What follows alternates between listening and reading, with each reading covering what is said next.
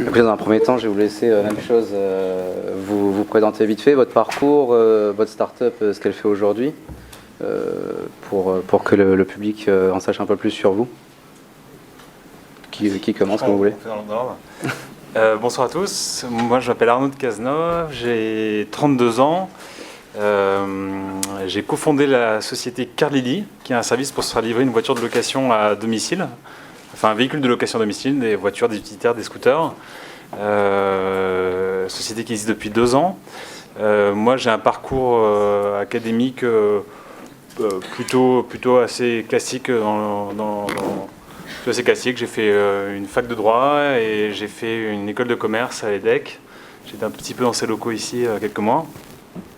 Et j'ai un parcours professionnel qui a démarré en apprentissage quand j'étais à l'EDEC pendant 2 ans chez Orange Business Services. Donc j'ai commencé dans le dur des très grands groupes à faire du marketing produit et où je me suis embêté pendant 2 ans sur des projets qui n'ont jamais vu le jour. J'ai cru après que ce serait une bonne idée d'aller en conseil à la défense et ça ne m'a pas plu du tout.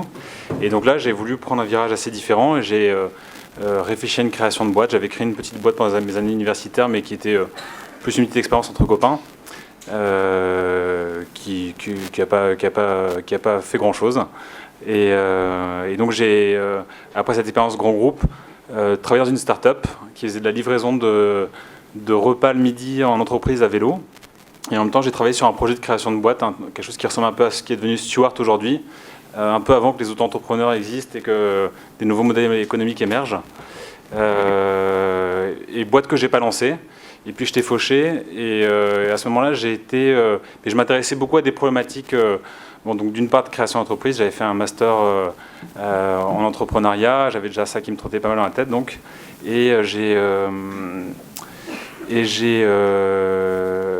Et donc comme j'étais fauché, j'ai été bosser chez Decathlon pendant une année comme responsable de rayon parce que du coup les problématiques terrain m'intéressaient pas mal. À chaque fois j'avais des projets de création de boîte, il y avait beaucoup de concret, d'opérations. C'est des sujets qui me parlaient pas mal. Et l'expérience Decathlon était assez intéressante pour ça parce qu'on fait du management d'hommes, on a des équipes assez grosses assez rapidement. On gère une petite entreprise sans grande responsabilité mais quand même. Et après cette expérience-là, j'ai été débauché pour aller bosser dans un groupe d'enseignement, une plutôt taille PME, 20 écoles en France dans les formations métiers de la santé pour faire plus de l'organisation et du management transversal. Et puis, donc là, j'avais été recruté par un DG qui venait de nommer par l'actionnaire. Et puis, ce DG s'est fait lourder, toute l'équipe a été virée. Donc, je me suis retrouvé au chômage à 30 ans, avec 2 ans de chômage devant moi et des envies de création de boîte qui me démangeaient depuis longtemps. Et première source de financement des startups en France, j'avais 2 ans devant moi. Et j'ai profité de l'occasion pour chercher un projet. Et c'est là où j'ai rejoint mon associé et créé Carlili. Voilà. Merci. Bonjour, merci pour l'invitation déjà. Merci à toi. Moi c'est Olivier, j'ai 26 ans. Je suis le fondateur de Kimono. Donc rapidement, après on en parlera plus tard, mais Kimono on fait des vêtements personnalisés pour les startups. Et donc pour vous parler rapidement de mon parcours, j'ai fait un lycée général terminal ES, plutôt classique. Je suis allé ensuite en école de commerce à l'ESCE, qui était au pôle il y a quelques années. Donc je connais bien les lieux. Pendant 5 ans, donc master entrepreneuriat ensuite. Et j'ai été diplômé il y a 2 ans et demi. Donc du coup, vu comme ça peut s'apparenter à un parcours plutôt classique. Mais en fait, ça représente juste 50% de mon parcours. En fait, j'ai commencé assez tôt, on va dire, dans les rouages de l'entrepreneuriat. Premier projet, c'était pas une société. Et vous verrez que c'est lié à ma boîte actuelle. C'est en fait, j'avais créé les suites de mon lycée. Donc ça s'appelle le lycée Alexandre Dumas à Saint-Cloud, s'il y en a qui connaissent.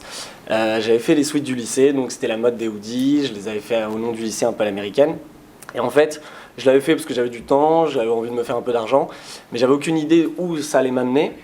Et il s'avère que ce projet, en fait, c'était le début, le commencement de tout. Où en fait, je me suis dit, à côté de mon quotidien, que ce soit les potes, les devoirs, la famille, les sorties, il fallait toujours quelque chose que tu as envie de créer dès le matin, qui m'anime directement. Je me dis, qu'est-ce que je vais bien pouvoir faire et qu'est-ce que je vais bien pouvoir créer. Et en fait, au fil du temps, donc jusqu'à aujourd'hui, il y a eu 5 boîtes, donc Kimono est la 5e. Et donc tous dans des secteurs un peu différents. Donc la première, c'était une boisson relaxante, donc l'inverse d'un Red Bull. L'idée, c'était contre le stress, de s'apaiser, etc. Ensuite, ça s'appelait La Récolte. Donc c'était une enseigne food qui faisait des salades de fruits, smoothies, légumes croquants et soupes dans les universités, les écoles pour promouvoir la bonne nutrition. Qui a donné fusion avec une autre boîte qui s'appelle toujours Mouti, où en fait on a créé un contenant innovant. Donc vous imaginez un gobelet qui permet d'avoir à boire et à manger dans une seule main. Donc en fait c'est 2 parties.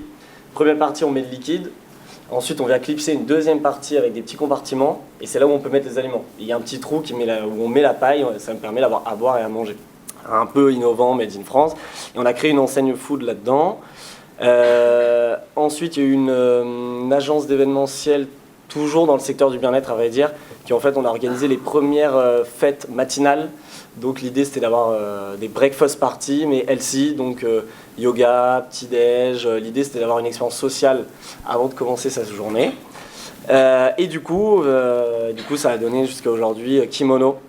Ce qui est intéressant à dire sur le parcours, c'est qu'en fait, chaque étape est liée à la précédente. C'est-à-dire, j'aurais jamais pu faire ce que je fais là s'il n'y avait pas celle d'avant, juste celle d'avant et juste celle d'avant.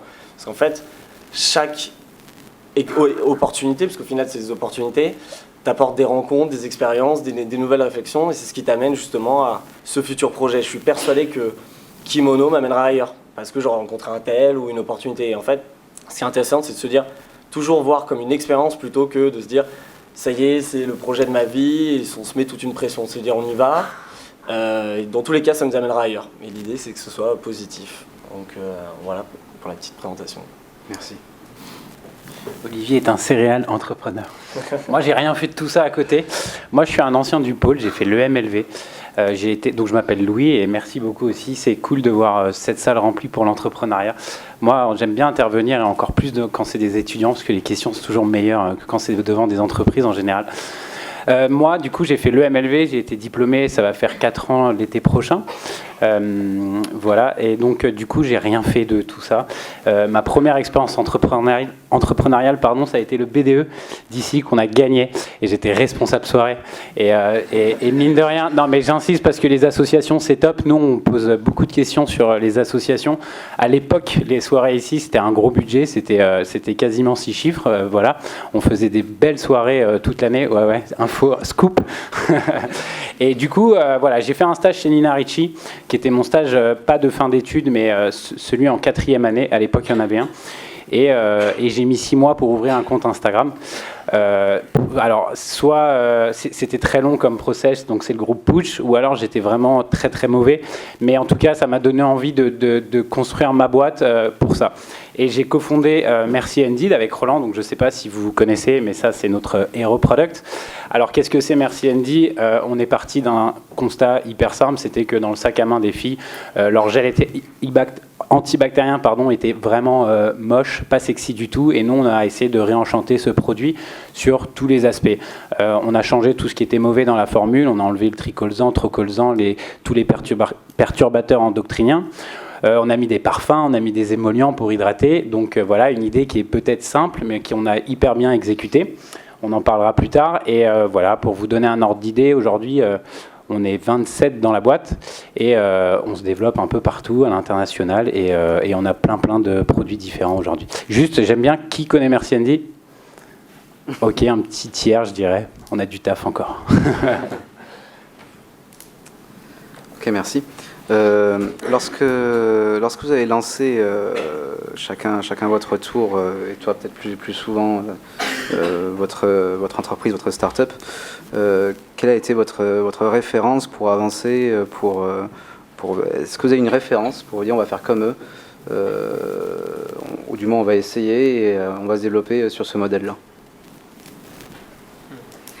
Je commence? Vas-y. Allez. Franchement, non. Moins d'une référence qui va te donner la motivation ou autre, franchement il y en a pas trop. En tout cas pour mon cas personnellement, j'ai pas eu une rêve qui m'a dit faut faire comme si. T'as toujours des inspi, mais pas une rêve en particulier. En fait, ça va être le boost de départ, ça va être surtout l'équipe et le projet qui t'anime. Et après tu vois ce qu'il en est, tu t'entoures des bonnes personnes. Mais en termes de référence en tant que telle, ça me parle pas là comme ça. Oui. Peut-être que c'est une question qui va faire blanc si aucun de vous n'a une référence. Non, moi j'ai pas de référence. Alors, je sais qu'il y en a qui sont très inspirés Il y en a qui lisent beaucoup sur l'entrepreneuriat, ça faisait marrer que tu me dises ça. Il y en a qui sont inspirés par Steve Jobs, des gens charismatiques. Et moi, c'est pas trop le cas. Donc ça, c'est un peu les grandes figures qui font beaucoup parler et à raison. Et puis, il y a des petites figures qui sont celles qu'on croise au quotidien quand on crée des boîtes. Et avec des modèles il y a des profils d'entrepreneurs qui sont extrêmement variés. Donc moi, j'ai pas eu tellement de cas, à part dans mon entourage, des gens que j'ai vus en créer, que j'ai vu s'épanouir là-dedans et qui m'ont donné envie. Après, il faut faire, je pense, un peu attention aux mauvaises influences là-dessus, parce que je pense notamment, parce que je suis un peu là-dedans et on est dans un incubateur d'entreprise de la ville de Paris. Il y a plein de modèles d'entrepreneurs, de créateurs de boîtes, et il y a ceux dont on parle beaucoup qui lèvent des millions d'euros, et c'est des profils d'entreprises. C'est intéressant de voir que là vous étiez la plupart à avoir démarré sans levée de fonds. Finalement, ça se révèle être plutôt rare un peu en ce moment. Et donc, comment dirais-je, on rêve parfois de modèles de création de boîtes. On voit des gens qui lèvent, on a l'impression que c'est des succès phénoménaux, etc. Et pourtant, c'est des boîtes qui gagnent peut-être pas 1 euro et qui seront crachées dans 2 ans. Donc, il faut attention aux modèles. Il y a des chemins très très différents dans la création d'entreprise. Et donc voilà, bon bref, il faut trouver des inspirations plus que des modèles, je pense. Okay. Et nous, alors personnellement, non, on n'avait pas, mon père n'est pas le patron de Sephora ou un truc comme ça. Pourtant, on a réussi à aller, nos produits sont distribués chez toutes ces personnes-là.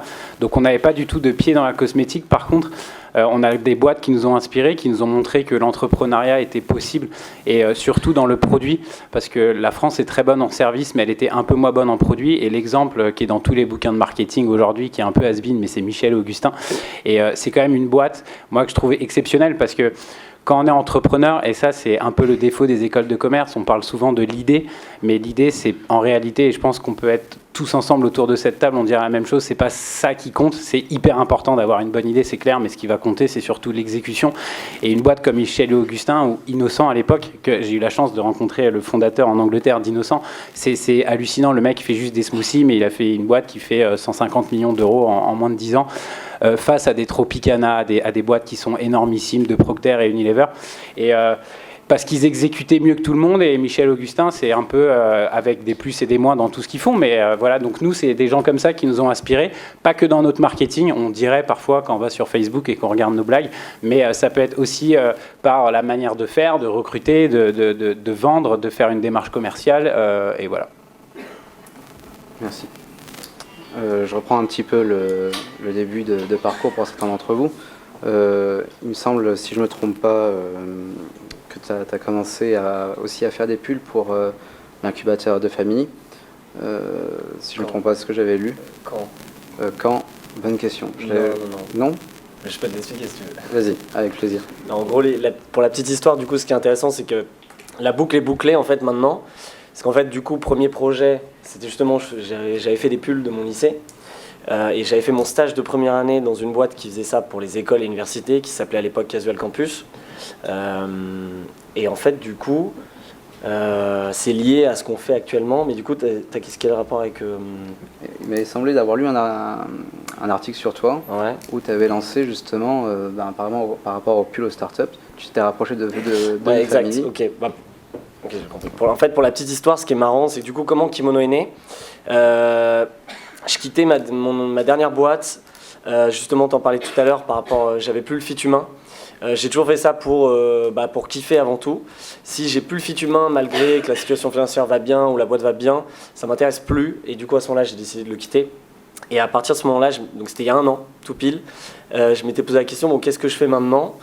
Soit je me calme un peu, je me structure, qu'est-ce que je vais faire ? Sauf que je me suis dit, mais en fait, j'ai envie de bosser. Il n'y a aucune boîte qui me fait vibrer, j'ai pas envie, donc je vais me relancer dans un truc. Et à ce moment-là, je me suis dit, quelle était la boîte qui me parlait plus, avec qui j'avais des liens, c'était donc The Family. Est-ce que vous connaissez The Family ? Tous ou personne Personne ? Tous ? Ok, et donc en fait, je connaissais un peu Alice qui est la CEO. Et je lui ai juste dit, écoute, je pense que ce serait intéressant de se prendre un café pour discuter. Et du coup, point important, c'est qu'en fait, plus on dit de choses, plus les idées naissent et les opportunités. Et c'est comme ça que Kimono est né, en fait, dans une discussion. Donc on parle, il s'avère que je parle de cette expérience au lycée. Et elle m'arrête tout de suite. Elle m'interrompt et elle me dit « Mais tu sais que toutes les boîtes dans mon portefeuille, donc à l'heure actuelle, ils ont à peu près 300 startups, m'appellent tous les jours pour me dire est-ce que tu connais un fournisseur qui fait des textiles personnalisés pour des boîtes, etc. » Elle parle de ce besoin. Et moi, je l'arrête tout de suite en retour. Et je lui dis, mais tu sais que le meilleur ami de mon frère, c'est un mec expert dans le textile, ça fait 10 ans, il est dans le milieu, je le connais très bien. Et en fait, on se regarde et on se dit, bah ouais, en fait, vrai problème, vrai besoin, l'équipe, elle est là autour de la table, et go. Et en fait, en 2 heures, bah, l'idée était créée, la semaine d'après, c'était signé et lancé, quoi. Et en fait, ce qui est intéressant, c'est que si j'avais pas juste parlé, mentionné de ce projet, qui au final n'était ni une boîte, c'est juste un petit projet d'étudiant, si j'avais pas mentionné, ça n'aurait pas mis la puce à l'oreille sur ce besoin et j'aurais pas rebondi. Et du coup, ça me force à me dire, en fait, toutes les rencontres sont importantes et tout ce que tu dis a du sens. Et parfois, on ne pense pas. Et donc, du coup, je sais pas c'était quoi la question par rapport à ça, mais en gros, voilà comment est né Kimono. La question que j'avais, c'était, oui, je reviens un petit peu sur l'entrepreneuriat en France. On sait qu'à Paris, on a plein d'incubateurs, on va avoir Station F, Paris Inco. Oui. Qu'est-ce que vous en pensez aujourd'hui de tous ces incubateurs qui sont partout à Paris? Est-ce que certains d'entre vous en ont eu besoin? C'était là où je voulais en venir. Ok. Je continue, tu veux enchaîner? Nous, non, parce qu'on a créé, on a eu tout de suite, comment on s'est créé, bah voilà, sortie d'études, on a négocié pour pas faire de stage de fin d'études, ce qu'on a réussi pour monter notre boîte, parce que franchement, faire un mémoire sur les millénials et leur consommation de Facebook, ça m'intéressait pas trop. Par contre, créer ma boîte, ça m'intéressait vraiment, et pas faire un business plan, mais vraiment essayer de vendre un produit, et on l'a mis dans un concept store sur le canal Saint-Martin, qui était notre premier magasin, et ça marchait, et ça vendait. Et donc voilà, ça je rejoins un peu ce que tu dis, c'est vraiment... Ok, les études de marché, c'est chouette, mais aujourd'hui, une bonne étude de marché, c'est une pub sur Facebook. Si les gens cliquent, c'est que ça marche. Si les gens cliquent pas, c'est que ça marche pas. Il n'y a pas besoin de développer tout un produit pendant des mois. Et nous, voilà, on a fait comme ça. On n'a pas fait de stage de fin d'études. On a créé notre produit. On a eu des premières ventes. On a mis 3 000 € dans la boîte, donc ce qui n'est pas énorme. C'était 1 500 € de mon père et 1 500 € du père de Roland, qui est mon associé. Donc c'est pas non plus énorme. Ça s'appelle le Love Money. Voilà. Et ensuite, on s'est fait financer par des banques au départ. Crédit Mutuel Gare de l'Est, on y est toujours. Je les adore, ils sont trop cool. Ils nous ont prêté 20 000 €. Conseil hyper important, c'est que voilà, on investit notre vie. Je pense que Tristan, c'est ça, était un super exemple. Nous, c'est pareil. Hein, on a passé des heures à travailler. Le risque financier, c'est pas à nous de le prendre, donc prenez pas des crédits sur votre dos, mais mettez-le au nom de votre boîte. Nous, c'est ce qu'on a fait, parce que comme ça, si vous fermez votre boîte, vous n'avez pas de dette personnelle ensuite. Et voilà, on a nos premiers clients, on se fait financer 20 000 €, et ça, la France est top, parce qu'ils BPI nous l'a garanti à 90% en plus, donc la banque vous les prête les yeux fermés. On a fait du chiffre d'affaires, on continue. La négociation avec les fournisseurs de quand on achète, il faut payer le plus tard possible, et quand on vend, il faut encaisser le plus tôt possible. Si on arrive à croiser les deux, c'est qu'on est super bon, mais c'est compliqué. Et ensuite, on a levé l'année dernière 3 millions d'euros pour l'international. Et voilà, donc on fait partie de ces boîtes qui ont levé de l'argent, alors pas pour être rentable, mais pour aller plus vite, parce qu'on était rentable. Et voilà comment on s'est créé et financé au départ. Moi, pour revenir sur la question des incubateurs, il faut bien distinguer les incubateurs des accélérateurs. Nous, on est incubé chez Paris Inco, dans Welcome City Lab, qui est un incubateur dédié au tourisme. Donc, c'est des incubateurs où, en fait, c'est la mairie de Paris, et c'est des grands groupes qui mettent au pot pour créer ces environnements. Moi, ces incubateurs, je trouve ça super. C'est des écosystèmes remplis de start-upers, de gens motivés, de solutions à des problèmes à 3 mètres de soi en permanence. C'est beaucoup d'options de networking, des opportunités commerciales vers les grands groupes, ce qui est intéressant, surtout si on est plutôt sur des marchés B2B, mais aussi B2C. Et donc ça, c'est des opportunités fantastiques, et c'est en général, si je prends l'exemple de Paris & Co, donc c'est des locaux qu'on paye qui sont pas les plus intéressants en termes de tarifs, c'est dans la moyenne, mais par contre ça permet de débloquer une subvention de plus géniale en France, le PIE de mémoire, et donc du coup ça autofinance un an de loyer, etc. Donc les incubateurs, je suis pour toute la partie networking, les opportunités professionnelles, etc. Faire réagir sur des trucs au quotidien et faire découvrir sa boîte parce que c'est quand même des sociétés qui sont regardées par tout l'écosystème autour des startups, donc c'est cool. Et après, il y a les accélérateurs qui sont là où là, pour le coup, je suis beaucoup plus partagé. Donc, The Family est un accélérateur, par exemple. Il y en a quelques gros sur Paris. C'est très bien, ça ne correspond cependant pas à toutes les boîtes. Il faut faire attention quand il s'agit de diluer son capital parce que beaucoup de ces accélérateurs rentrent un peu dans cette catégorie-là. Et le conseil n'est pas forcément bien adapté à toutes les boîtes. Donc voilà, ça donne de l'énergie, ça vous pousse au cul, c'est bien. Mais j'ai eu, au gré des différents, parce qu'on les a tous rencontrés, on les a tous pitchés, on a été pris dans plusieurs d'entre eux, sans forcément donner suite. J'ai pas toujours l'impression que ce soit très sérieux. Voilà. C'est un peu un sentiment que j'ai. Voilà. Ça dépend. Juste pour rebondir ce que tu disais, donc moi je suis entièrement d'accord avec ce que tu dis. Je pense que tout ce qui est incubateur, accélérateur et tous les endroits qui vont favoriser l'écosystème, c'est très bien.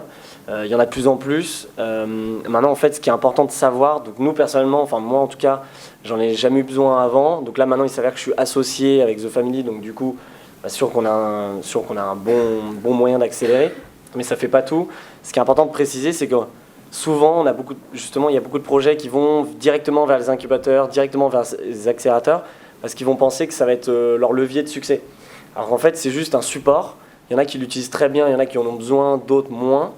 Mais en fait, c'est pas obligatoire et ça fait pas tout. Et il y en a beaucoup qui se disent, je suis dans un incubateur, j'ai mon projet, j'ai mon équipe, et on verra dans un an, mais il ne se passe pas grand-chose et ce n'est pas eux qui vont te booster. Avant tout, c'est toi qui te booste.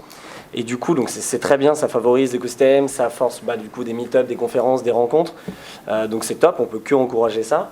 Mais ce n'est pas ce qui fait tout. Et il y a pas mal d'erreurs à ce niveau-là. Et comme tu dis, je suis d'accord, il y en a qui peut-être font moins sérieux. Il y a beaucoup d'opportunistes qui ont créé des incubateurs un peu.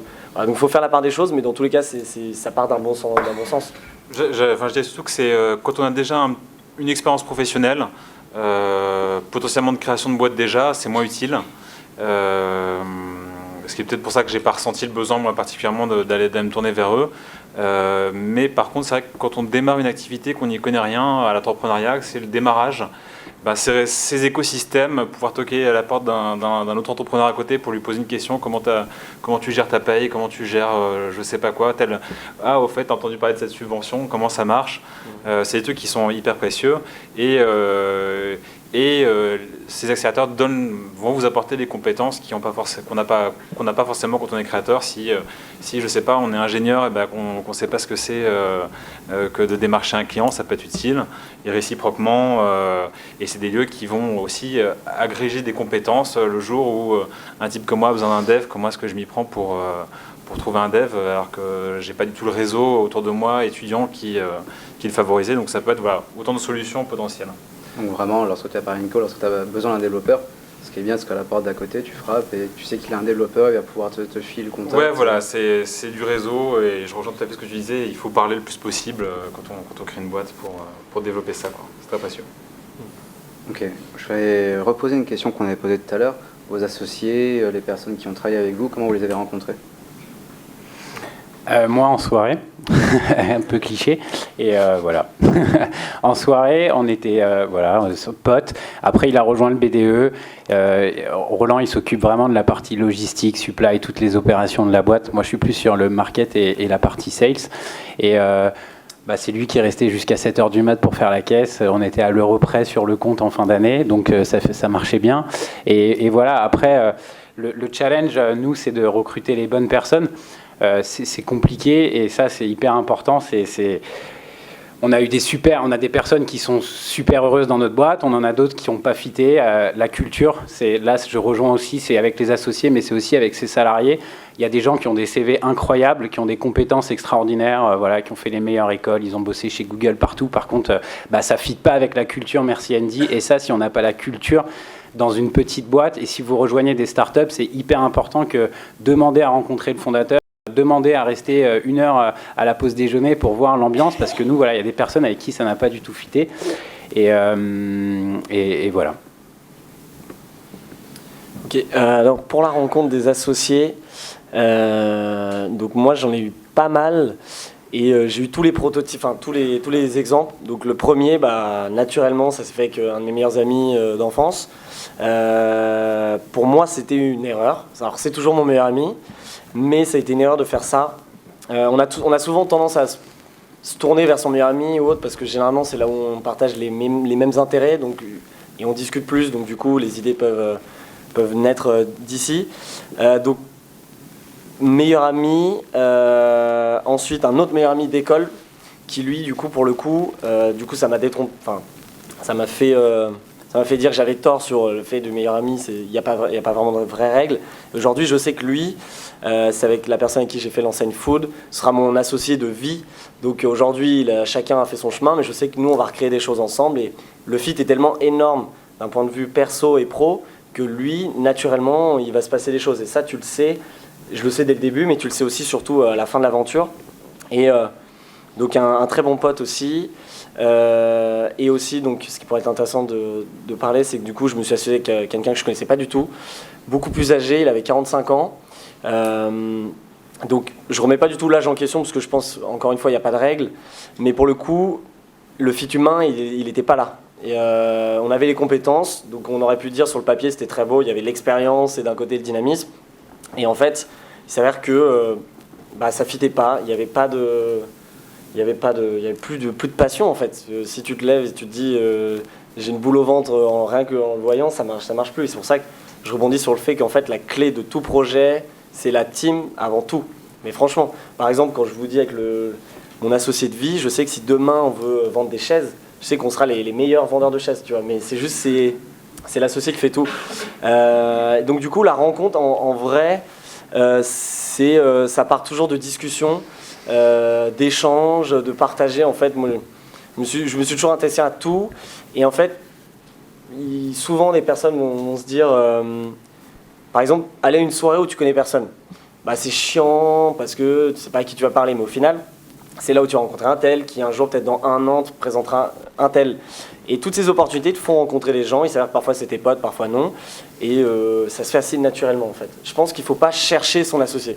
Ça vient toujours naturellement. Donc soit ça part d'une idée, soit ça part d'une amitié ou d'un fit humain. Mais il ne faut jamais le chercher. En tout cas, moi, j'ai jamais cherché. Ça s'est venu, c'était automatique. C'était fait. L'idée est née et go quoi. Du coup, moi, j'ai une expérience assez différente parce que moi, j'ai rejoint un porteur de projet. Donc, je suis cofondateur, je suis un associé minoritaire. On était 3, on n'est plus que 2. Donc, je connaissais pas du tout mon associé avant. Je l'ai rencontré. Donc, moi, contrairement à toi, j'ai entre guillemets postulé à une offre. En fait, j'ai vu une offre sur, je sais plus quel site, Angelis, je pense. D'un type qui cherchait un associé pour porter plutôt la partie opérationnelle de la construction de la boîte. Et par le réseau, on avait un ami en commun avec qui je partais en vacances justement juste après avoir vu cette offre, qui nous a mis en relation, qui a cru à la potentielle alchimie. À l'évidence, le fit humain est l'élément principal qui doit présider au choix d'un associé. Les compétences, être complémentaires, c'est quand même vachement important. Ça reste peut-être en 2e niveau, quoi. Je pense que le fit humain est quand même le principal. Et puis ça c'est peut-être mon petit parcours juridique. C'est bête, mais je crois pas trop aux réussites comme toi, peut-être, même si ça s'est un peu démenti, des projets vraiment amicaux. Le business, c'est un peu un truc qui peut être dur. Et il faut, je pense, quel que soit le cas de figure,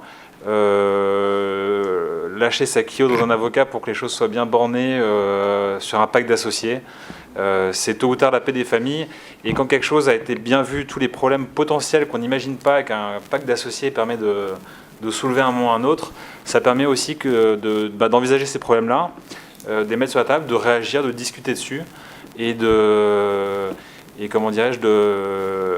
et à partir du moment où il y a un accord un jour, lorsque le problème se pose, l'accord était là et ça facilite les choses, ça facilite une séparation, parce que nous on a eu le cas dans notre boîte avec un associé.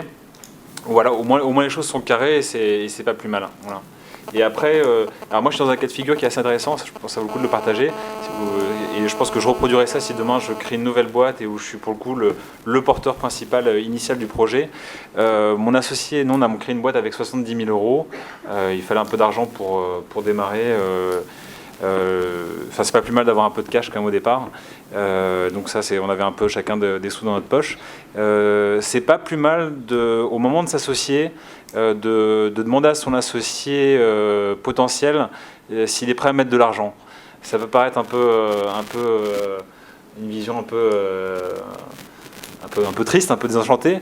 Néanmoins, en fait, ça permet d'arbitrer des bons choix et de voir si la personne est prête à prendre le risque. Parce que quand on est à fond, et je suis convaincu qu'il faut une personne, c'est ce qu'il disait tout à l'heure, il faut une personne qui est la niaque, autant que soi, peut-être différemment, mais autant que soi. Et c'est un test intéressant. Est-ce que tu es prêt à mettre 1000 balles, 2000 balles, 10 000 balles, 20 000 balles pour y aller? Parce que au moins, ça quantifie d'une façon un peu objective l'envie d'y aller, quoi, l'envie de créer. Et comme l'entrepreneuriat, c'est quand même dur dans le temps, passer 3 ans, donc moi ça a été 2 ans de chômage, toi maintenant, donc moi ça y est, je me paye. Mais donc du coup, voilà, il faut être prêt à aller assez loin et donc il faut être prêt à s'engager et quelque part, quelqu'un qui est prêt à mettre de l'argent, c'est pas un mauvais signal, quoi. Juste pour rebondir, j'ai un exemple l'exemple actuel en fait qui me vient en tête, juste pour dire qu'en fait il n'y a pas de règle. C'est hyper intéressant de partager nos avis, nos expériences, mais par du principe qu'il n'y a aucune règle, parce que du coup, mon association actuelle, c'était ni des amis, ni des gens que je ne connaissais pas. C'est une association entre un expert du textile qui était l'ami de mon frère, ce qui n'était pas, je l'ai vu qu'une fois, et un fonds d'investissement, donc The Family. Et du coup, là, je mets l'accent sur les compétences. Là, pour le coup, notre association, elle était ni fit humain, ni autre, c'était compétences. C'est-à-dire, vous avez la force de frappe startup, toi, tu as l'expertise textile, moi, je m'occupe de driver le navire, on a la team et go. Et après, le fit humain, il s'avère qu'il s'est créé et qu'il est parfait aujourd'hui. On est complémentaires dans les 2 cas. Mais du coup, c'est juste pour dire, au final, il n'y a pas de règle. Et que là, on s'est trouvé par compétence. Et donc, ça peut aussi marcher. Peut-être un dernier truc. Par contre, c'est vrai que c'est écrit partout, tout le monde le dit. Avoir un associé, c'est décisif. Hein. On parle de ça comme si c'était une évidence. On n'a pas de raison de lancer un projet aussi tout seul. Ça peut être tentant. La vérité, c'est que j'étais bien content que mon associé soit là parce que je suis parti en vacances 2 semaines. Ça m'était pas arrivé depuis un moment et c'est génial. C'est des trucs bêtes comme ça. Et pour ceux qui ont des projets qui vont supposer une levée de fonds, tout ce qui est dans les fonds d'amorçage, les business angels, votre projet c'est cool, on peut lever de l'argent sur des slides, ça se voit assez régulièrement. Le seul truc qui compte vis-à-vis des investisseurs au départ, c'est l'équipe. Et c'est ce qui fait que demain vous allez convaincre peut-être un premier client, un premier partenaire, peut-être un premier client, des business angels, etc. Donc l'association est quand même un truc qui est indispensable, quoi, de mon point de vue. Je vais avoir une dernière question, sauf si des personnes ont des questions dans la salle. Ah, Théo. Comment est-ce que vous avez choisi le nom de votre société? Si c'est pas trop indiscret, bien sûr. Oui. Alors nous au départ c'était Andy, c'était rigolo. Pourquoi? Parce qu'il y avait le mot N dedans. Et là on a pris un cours de marketing bête et méchant. Je crois que vous vous souvenez, il y a 5 points international, facilement prononçable dans tous les pays, cours avec les noms de domaine dispo. Et Andy était le cas. Donc il y avait End et voilà, on a rajouté Andy. Et on a reçu une lettre de Andy Bag qui sont des sacs poubelles. Donc grosse classe. Voilà. Et qui nous a mis une lettre en demeure. Et voilà, problème juridique. Nous, on n'a pas fait d'avocat, pareil, au départ, je suis un peu différent, on a fait un pacte d'associés au moment de la levée de fonds, donc 2 ans après, entre Roland et moi. Ça, encore une fois, il n'y a pas de règle, et je rejoins Olivier, on a attendu 2 ans et d'être 15 dans la boîte pour faire un pacte d'associés. Peut-être c'est une erreur, mais en tout cas, aujourd'hui, ça marche bien. Et voilà, on devait trouver quelque chose d'autre parce que l'INPI nous avait dit Andy Bag, ça peut coincer. Et en fait, notre objectif, c'est de changer le quotidien des jeunes et des gens de manière générale avec des produits d'hygiène qui changent. Et on aime beaucoup la gratitude, c'est une valeur, et la bienveillance, c'est une valeur très très forte chez Merci Andy. Et on voulait ramener le côté français aussi, étant donné la production française de nos produits. Donc on a mis Merci Andy, voilà, tout simplement. Et aussi, j'étais abonné à la newsletter Merci Alfred, que j'aimais beaucoup en parallèle, pour la petite anecdote. Je ne sais pas si vous connaissez Merci Alfred, mais c'est cool. Pour nous, en fait, du coup, on s'est attaqué à un marché, vous avez sûrement entendu parler, donc le marché du textile personnalisé qui existe depuis 20 ans. Donc en soi, on est arrivé sur un marché où on ne révolutionne rien. Et on s'est dit, en fait, le problème sur ce marché aujourd'hui, c'est que le service, il est nul. C'est des anciens qui gèrent ça.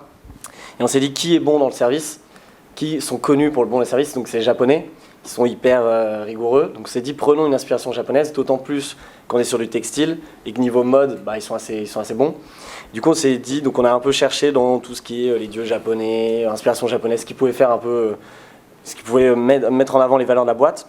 Et donc du coup, on sélectionne plusieurs mots, dont kimono. Il en restait plus que 5. Et en fait, quand on l'a vu, on s'est dit, mais c'était évident, parce qu'en fait, au-delà de la partie service, donc l'inspiration japonaise, on s'est dit, nous, on habille des entrepreneurs. Donc on habille des start-upers. Métaphoriquement, c'est des guerriers, c'est des gens qui vont au combat, c'est des gens qui montent sur le ring ou sur le tatami. Et du coup, quand tu es sur le tatami, tu mets ton kimono. Donc en Europe, c'est ton kimono, donc ce que tu mets au judo. Donc on s'est dit, nous, on habille des guerriers, entre guillemets. Et pour le kimono aussi, c'est que le kimono au Japon, c'est un vêtement traditionnel que tu mets que pour les grandes occasions. Donc du coup, pour les grandes occasions, on met son kimono. Du coup, c'est une grande occasion, du coup, je l'ai mis aujourd'hui. Super storytelling, merci. Non, mais pour le coup... Bravo. Il a bien rodé. Non, mais pour le coup, c'est vraiment la vérité. Maintenant, ça nous paraît évident, mais l'histoire, c'est ça. Ça part d'un service, l'inspiration, ce qu'on fait, et maintenant, c'est clairement évident. Et voilà. Ça se fait en une journée, la réflexion. Moi, par chance, je suis arrivé 2 mois après la création juridique de la société. Et ils avaient déjà fait l'effort de trouver un nom. Moi aussi, j'avais déjà fait l'effort de trouver un nom. J'ai participé à plein de séances de brainstorm sur des créations de boîtes. Donc, toutes les petites méthodes où effectivement tu pilles les stocks de post-it de tout le monde pour avoir des idées. Et puis, tu passes ta soirée à ça et le lendemain à déchanter en allant sur Gandhi.net de voir si les noms de domaine sont dispo. Je sais pas, moi, le nom de ma boîte, je pense qu'il n'est pas du tout immuable. Et il est peut-être un peu trop dur à prononcer. Carlili, avec L-I-L-I, je l'appelle 15 fois par jour. Je ne sais pas si c'est si important que ça, en fait. Ok, donc vraiment, la dernière question pour qu'on puisse terminer cette conférence et peut-être aller boire un coup tous ensemble. Oui, voilà. La question où Arnaud et Carlili, vous avez évolué, vous avez commencé à quitter le petit nid de Paris. Toi, tu es un serial start-upper. Excusez-moi la fatigue. Donc, tu évolues à chaque fois. C'est génial que tu aies pu rapporter tes produits. Tu as quitté le gel pour main de base pour partir dans le cosmétique. Est-ce que vous pouvez expliquer cette évolution? Qu'est-ce qui vous a poussé vers là? Je pense. Vas-y. Je veux reprendre un truc très intéressant à propos du lean. T'appelais ça le lean startup carrément. Il faut surtout pas être arc-bouté dans une boîte. Il faut surtout pas perdre du temps à trop réfléchir. Il faut se confronter au marché le plus vite possible. Ça, c'est vraiment la clé de succès selon moi. Ça doit être donc il faut être évidemment très agile. Ça paraît un peu bête de dire ça quand on parle de start-up parce que c'est un des traits de caractère d'une start-up. C'est important quand on cherche un associé de trouver quelqu'un qui soit capable de travailler comme un malade et de tout jeter à la poubelle le lendemain s'il faut faire un pivot stratégique. C'est indispensable. Il ne faut surtout pas s'arc-bouter sur des idées si ça ne marche pas. Nous, du coup, notre boîte a connu pas mal de pivots stratégiques. On a commencé en bossant comme prestataire pour Drivey. On a réfléchi à faire du valet parking à l'époque où pas mal de boîtes se lançaient là-dessus. On n'y est pas été. Donc on a changé déjà, je pense, 2 ou 3 fois de business model de la boîte. Et ça évolue encore aujourd'hui. Donc on accompagne son marché, on se fait une place, on découvre un secteur d'activité, on l'appréhende différemment, des nouvelles opportunités émergent et du coup on est amené à donner des nouveaux virages à sa boîte et à la faire grandir. Et nous, par exemple, notre croissance, on s'est développé en Île-de-France et là on va développer sur le marché national et finalement on va pas le développer de la même façon qu'on a développé notre modèle parisien parce que des nouvelles opportunités se présentent et des nouveaux deals se sont faits et donc voilà quoi. Ça... Ok, merci. Est-ce que tu peux répéter la question pour que ce soit bien clair? pour toi, c'est vrai que c'est un peu différent, étant donné que tu n'es pas resté sur, peut-être sur le même modèle à chaque fois. Mais qu'est-ce qui te pousse à évoluer avec le temps pour continuer en fait l'entrepreneuriat? Ouais, bah non, mais je vais parler du coup de l'actu de Kimono, parce que du coup c'est pas figé, je vais vous expliquer. En gros, nous on est parti d'un constat simple, c'est qu'aujourd'hui, la culture et l'identité d'une boîte, c'est devenu une priorité. Donc la culture, elle peut passer par différents aspects, ça va être l'ambiance des locaux, donc la déco, etc. Ça peut passer par la manière dont on communique, donc tu parlais de Michel Augustin, ils le font très bien, ça fait partie de leur culture.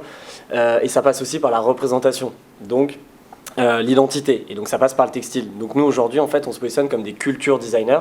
C'est qu'aujourd'hui, on habille votre culture, mais demain, on fera justement la déco de vos bureaux, la personnalisation, on fera du consulting peut-être en communication, de la manière de s'exprimer. Et donc du coup, comment évoluer, c'est de se dire, c'est parti au tout début de se dire, bah, on peut faire des vêtements personnalisés parce qu'il y a une vraie demande, surtout sur le positionnement des startups, mais en fait, ça va plus loin et que du coup, nous, on a mûri cette réflexion en se disant, mais en fait, on attaque le vrai sujet de la culture qui est extrêmement important maintenant et toutes les startups, même les grands groupes s'y mettent, c'est que la culture, bah, c'est la base, c'est la clé pour attirer tes talents, pour garder tes talents. Google l'a compris il y a 20 ans.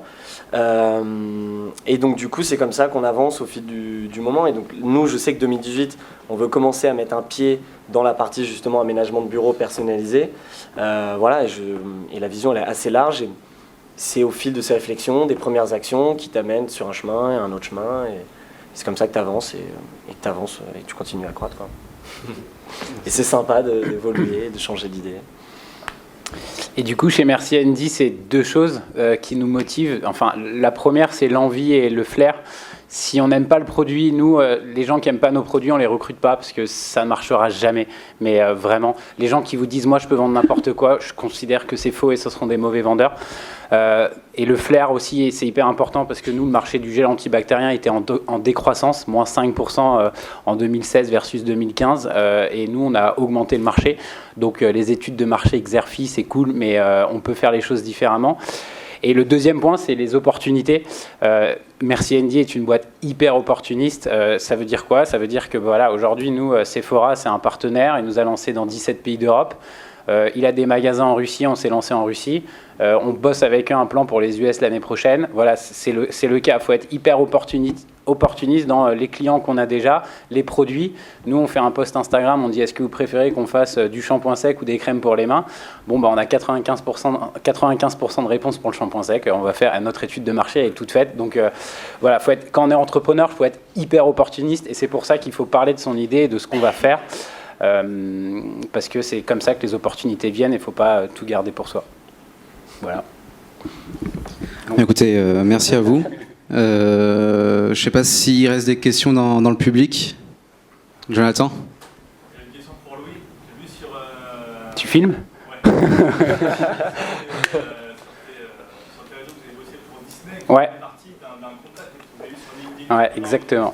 Bah non, mon LinkedIn, c'est une source de business incroyable. D'ailleurs, moi, je regarde plus les CV des gens et Roland non plus. On regarde que le LinkedIn. Les CV, c'est devenu l'horreur. Un bon LinkedIn fait largement l'affaire. Donc, prenez-en soin. Et non, j'ai reçu un mail de Disney qui nous a dit qu'ils en avaient marre de bosser avec Procter et Unilever et qu'ils avaient envie de bosser avec des boîtes souples. Voilà, on a fait un rendez-vous dans le 13e. C'est incroyable. Il y a un étage... Mulan, un étage Nemo. On était à l'étage Nemo, en l'occurrence, dans la salle aquarium, c'était incroyable. Et du coup, ils voulaient faire un projet pour Noël 2018, parce que c'est ce qu'aurait fait un Unilever, c'est à peu près 1 an et demi de process. Nous, on les a rencontrés en février 2017, et le produit il est en magasin depuis 2 semaines. Voilà, ça ne veut pas dire qu'on est meilleur que L'Oréal, ça veut dire qu'on est plus souple que L'Oréal, qu'on est plus flexible que L'Oréal, qu'on a moins de process que L'Oréal. Mais voilà, on est hyper content parce que Disney Store, le parc, les US, la communauté, voilà, je vous imagine. Donc, grosse source de croissance pour nous. Branding aussi chouette parce qu'on a mis les personnages de Disney, vraiment Mickey, Minnie. On n'a pas fait un lancement de Cars 3, ça nous aurait pas intéressé de le faire. On a joué plus le côté un peu hipster comme a fait Colette ou Vance. Et voilà, super expérience Disney, c'est des gens chouettes qui ont beaucoup de sous aussi. Vraiment beaucoup de sous, c'est dingue. On se rend pas compte, mais c'est hallucinant. Une question à droite. Ouais, vous dites qu'il faut se confronter au marché directement. Mais imaginons que vous avez vraiment une idée et justement vous avez peur, justement, en se confrontant au marché, que quelqu'un qui a plus de compétences que vous dans ce domaine soit opportuniste et justement, voilà. Comment faites-vous pour protéger justement par rapport à ça, par rapport à votre idée par exemple? Bah ça revient à ce que je sais plus lequel d'entre vous disait par rapport à la concurrence. C'est un peu le sujet. En fait, la concurrence, moi perso, j'adore mes concurrents et si je rentre dans un marché et je sais qu'il y a des concurrents, ça te motive et en fait, faut pas le voir comme un obstacle. En fait, s'il y a déjà quelqu'un et que tu te dis il a été plus opportuniste que moi, tu as forcément moyen de faire peut-être mieux ou autrement ou à ta façon. Et en fait, c'est toujours ta vision des choses. Et donc, du coup, c'est plus un boost qu'autre chose. Et ça doit jamais te bloquer. Si, admettons, avant Merci Andy, il y avait une autre boîte qui faisait ça un peu sympa, ils rénovaient un peu le gel antibactérien. Je suis sûr qu'ils l'auraient fait quand même, avec le même market, avec la même sauce. Et ça se trouve, ça s'appellerait Merci Patrick l'autre, et ils le feront mieux, et ça se trouve, ça les aurait boostés. Mais Merci ça aurait... Patrick. Merci quelqu'un d'autre. Et non, c'est un boost. Franchement, en plus, lui, il va faire des erreurs, ça te permet d'analyser et d'avoir des coups d'avance, d'anticiper. Et tu vois, Michel Augustin fait des cookies, quoi. Juste, des mecs qui faisaient des cookies, il y en avait 1 milliard, et pourtant... bah voilà, aujourd'hui, tu as Danone qui est dans leur capital, ils sont partout et c'est un super exemple. Donc, ton concurrent, il faut juste penser que tu vas mieux faire que lui et avoir un coup d'avance sur lui. Et pareil, enfin, Olivier, c'est un copain, donc je me permets de dire ça. Il a rien inventé, juste il fait beaucoup mieux que les autres. Nous, on a commandé 28 pulls chez lui pour Noël. Et pour nos équipes, bah, ça a pris 2 heures quand, s'il fallait que je trouve un site, que j'envoie les BAT, que je valide et tout, ça aurait été beaucoup plus long et complexe que de le faire comme ça. Et puis, de façon générale, quand tu as une idée au départ, a posteriori, tu avais tort, ou tu avais mal positionné ton truc, etc. Donc, il ne faut pas perdre de temps à trop peaufiner un truc. J'ai encore vu une boîte là, ça marche bien pour eux, mais c'est un truc bête. Ils étaient tellement convaincus de leur idée, ils ont convaincu des investisseurs, etc. au départ. Ils ont dépensé 500 000 balles dans de la tech, ça leur sert à rien aujourd'hui. C'est le produit qu'ils ont développé, ils y ont passé quasiment 1 an et dépensé 500 000 euros. Et ça ne sert à rien, c'est pas leur média de vente. Ils ont développé un outil de malade qui ne sert à rien. 500 000 euros, c'est du délire. Et donc du coup, tester, au moins tu qualifies ton marché, tu comprends qu'en fait c'est pas exactement ça que tes clients veulent. Du coup tu changes, donc en fait le risque d'être copié est sur une idée qui de toute façon est partielle, et donc c'est pas très grave, tu vois. Et je veux juste parler de 2 entrepreneurs que j'adore, qui sont les fondateurs ils ont créé des restaurants. C'est le groupe Big Mama qui ont les restaurants à Paris, Mama Shelter. Les mecs font des restaurants italiens, quoi. Ça, je pense que ça existe depuis 2 siècles. Mais juste, je sais pas si tu as déjà mangé chez eux, mais va manger chez eux, c'est pas la même chose que quand tu vas dans un autre restaurant italien. Et pourtant, c'est des pâtes et des pizzas, et voilà. Mais et ça coûte. Et pourtant, c'est une chaîne, c'est ça C'est une chaîne, et ils en montent un tous les 2 mois. Ils mettent 10 de Vialet à l'intérieur. Je sais pas comment ils font, mais ils ont un peu de sous, mais... Ouais, voilà, même constat, quoi. Bon, par contre, il faut être prêt à faire la queue, quoi. Ouais, il faut aimer faire la queue. Écoutez, je sais pas s'il y a d'autres questions. Oui. Alors, là, vos entreprises sont déjà lancées. Est-ce que vous aviez déjà pensé, auparavant même, au financement participatif, des choses comme Kickstarter ou est-ce que vous avez déjà pensé? Moi, j'en ai fait un en fait pour la toute première.